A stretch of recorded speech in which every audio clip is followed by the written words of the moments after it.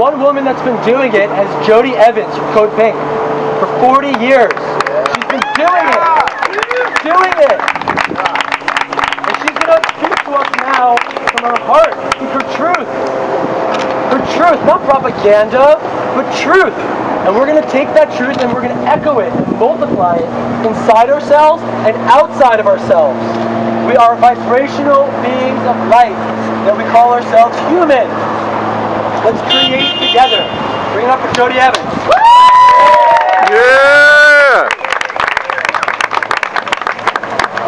So exciting because I was at Wall Street the first day, and this just the beginning of something is as a birthing, and it holds with it like possibility. So it's really to feel the possibility that's seated here today, and thank you for being part of that. And thank you for understanding that as citizens, it's about empowering ourselves to be in relationship with each other and create the world we want to live in.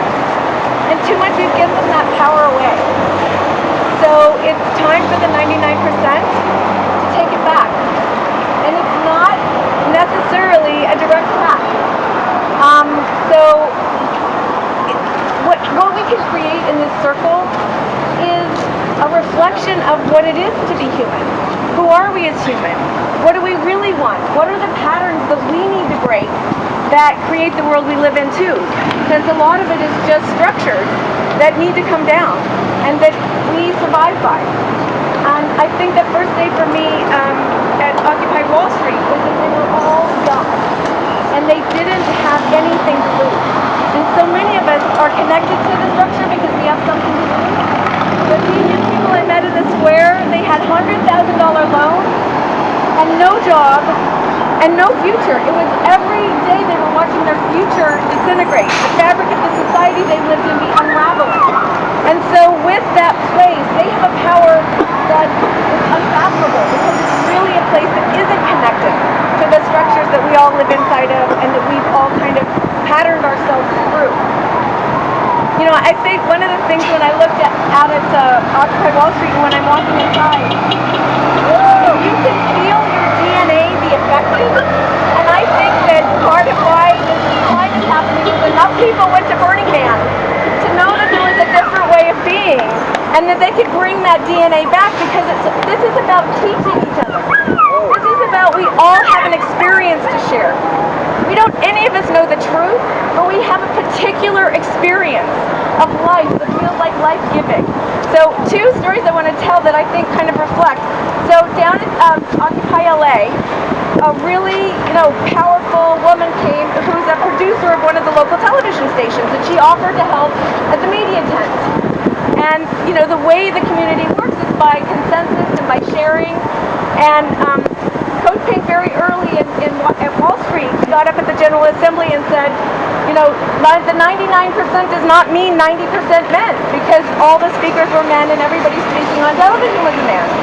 And so, she was trying to help facilitate that. And at the end of the day, she said, wow, this is just so not like what life is like for me. I'm always, like this, making a decision, making it happen. And she looked and she said, I like this so much better. Yeah. But even though that's how she was used to making life happen, when it became direct experience, when it became relational, when it became a shared experience, instead of the responsibility all being on one person, but shared and created together, she was happy. And she felt something that wasn't coming to her normally. It was new. And here's another one. In New York, this guy from Boston who'd written the book about corporate personhood and how we end it, very progressive, gets the problem, wrote the book about it. He brought his 9-year-old son to experience Occupy Wall Street. So in the middle of Occupy Wall Street is the food court, and when food comes, you can get in line and go around and you're served by the food team of that hour. And so he'd taken his 9-year-old and they'd gotten served and they walked around.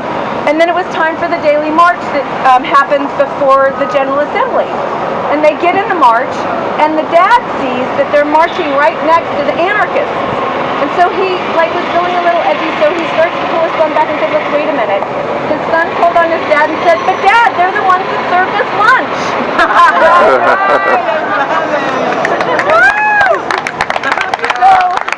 at Occupy Wall Street, it's the Tea Party, it's the anarchists, it's the Ron Pauls, it's the Code Pinks, we're there together to remember that we are all one. Oh! And how do we be together in that? Power is disrespectful. It's irresponsible. How do we become respectful and responsible? What does that look like? What does it feel like? Because really, to pull it down, we just have to create the other world that's possible and alive into being. Because everyone will choose that one. We're all stuck in boxes. It's part of why no demand. It doesn't mean demands won't happen out of this movement, but it means the movement does not have one demand. Power, the way it gets away with all what it gets away, it's hard to grasp. It's hard to figure out what it is and define. So it stays amorphous. So we can't get at it, right? We're going to become that amorphous. We are the 99%. We are too big to fail. It is, if we're following off these powers off a cliff, no. Finally, this organism has said no. And slowly you're watching it come alive to the no. We are not going to go off the cliff with you. This is not the way we relate to each other. And another story out of Wall Street is the direct experience. So much of what we do is so far from having a direct experience, even in our activism in the last 10 years, which we get really comfortable about virtual activism, but are we really in relationship with the person, with the story, with the experience, with the thing that it is? So over the last week in New York, a lot of very wealthy people were coming up like, where do I give my $20,000, $10,000? But if you bring your money into the situation, the place that we're trying to change, again, you're trying to buy somebody to do your work as a citizen. If it's about giving and receiving, if you walk through and you find out what from you is needed in the community, if you notice the need and you fulfill it, you're having a direct experience. You're part of it instead of giving that power away to somebody else. Oh! And when you give that power away, part of what we do when we give power away is we give too much responsibility to someone and they can't handle it. Oh! So it's like, how do we figure out where is our responsibility? How do we share together? Nobody should have to hold any level of responsibility by themselves. It's too much. It's like, it's not like making the people bad that are doing anything. It's that the structure itself is inhuman. Yeah. And so, how do we bring the humanity back? And that's what we practice together. There's this great petri dish of possibility to explore because it will come up against our edges here. So it's to be really considerate, to be really open-hearted, to be relational, to feel what you feel and say, oh, at that edge, wow, look at this pattern I play out myself. And then we and full of forgiveness, and full of just like, oh my God, we're in creation. It isn't, we're in the mystery, we're in the place that we're meant to live. So explore it together. Tell each other your story. Share your stories. Tweet out your stories. Tell your friends to come explore and express and play. Life is meant to be fun and joyful and rich and rewarding. Oh!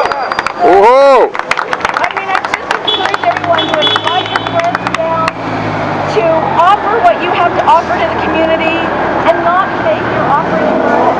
To find the edge of where can I offer, and because like Matthew said, it's about giving and receiving. They're the same thing.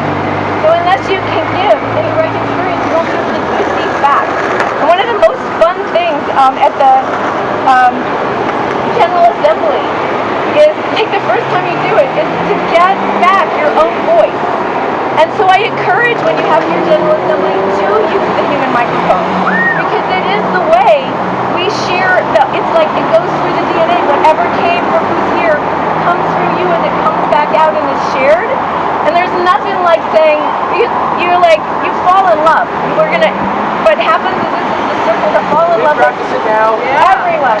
So when something's happening and you need attention to something, if somebody yells out, mic check, mic check, mic check, Mic check. There's somebody on the Main Street video side that needs help. There's somebody on the Main Street that needs help. Is there a doctor in the house? Is there a doctor in the house? All right. I love you. I love you. Thank you. Thank you. So remember, if you feel that you're taking on too much, it means you're taking on too much. You're not sharing.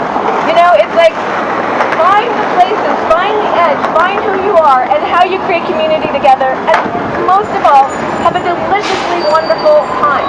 Thank you. Woohoo!